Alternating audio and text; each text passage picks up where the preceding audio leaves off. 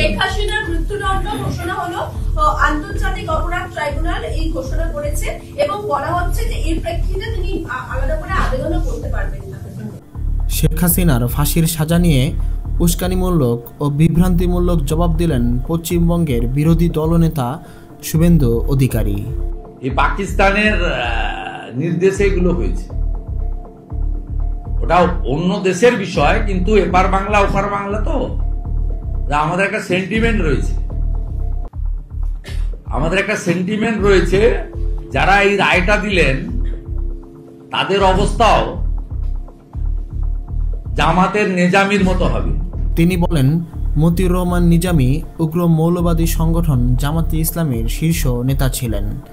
তার বিরুদ্ধে নাকি ৭১-এর মুক্তিযুদ্ধের সময় পাকিস্তানকে মদদের মতন গুরুতর অভিযোগ রয়েছে।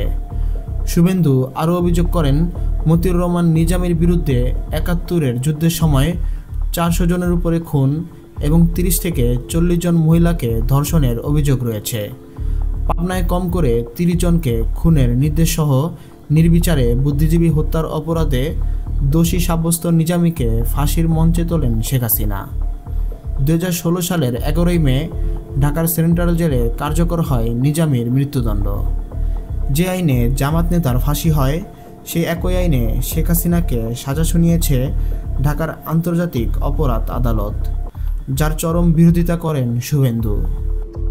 যারা আজকে আত্মপক্ষ সমর্থন না করে এই রায়টা দিলেন, তাদের অবস্থা জামাতের নিজামীর মতো হবে। ২০০০ নাম্বার অপেক্ষা করুন। জুলাইয়ে বাংলাদেশে গণঅভ্যুত্থানে দেশ ছাড়েন স্বৈরাচারী শেখ হাসিনা। ২০২৪ সালের ৫ই আগস্ট থেকে তিনি দিল্লিতে অবস্থান করছেন। পলাতক শেখ হাসিনাকে হেফাজতে নিতে তৎপর ঢাকা। একাধিক ভার্বাল নোট পাঠালেও মোদী সরকারের তরফ থেকে কাঙ্ক্ষিত সদুত্তর পায়নি ইউনূসের অন্তর্বর্তী সরকার। উল্টো ভারতের পররাষ্ট্র মন্ত্রণালয় বিবৃতি দিয়ে জানায়, ভারত সবসময় বাংলাদেশের জনতার স্বার্থে কাজ করবে। নিকটতম প্রতিবেশী বাংলাদেশের শান্তি, গণতন্ত্র প্রতিষ্ঠায় ভারত দায়বদ্ধ।